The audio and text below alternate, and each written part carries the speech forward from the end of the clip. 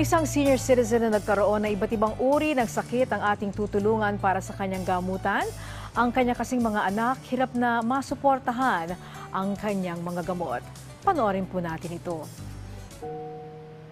35 taon nang nakalilipas ng unang ma-diagnose ng sakit na diabetes ang 70 taong gulang na si Nanay Leonida Bukad. Kwento sa ating programa ng kanyang anak na si Meiji, ang sakit na ito ng kanyang ina ang sanhi ng pagkakaroon ng iba pang sakit ng kanyang ina. 5 taon na ang lumipas ng isugod nila sa pagamutan si Nanay Leonida matapos mahirapang huminga. Bukod pa riyan ay napansin din nila na patuloy ang pagbagsak ng katawan nito at nawalan na rin ng ganang kumain.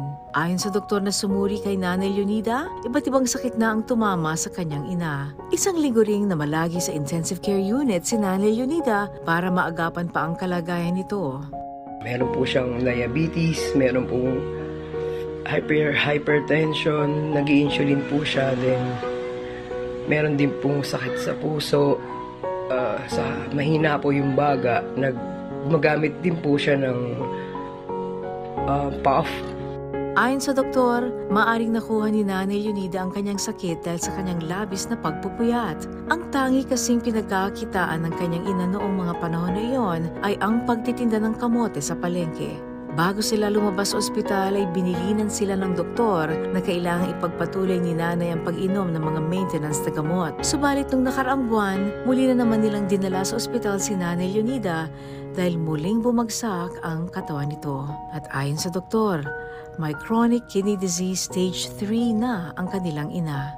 Ito po lately na-detect po yung bago niyang sakit na sa kidney, chronic kidney disease, stage 3 po. So, tinututukan ko rin po siya kasi yung mga pagkain po niya, bawal po yung may asin.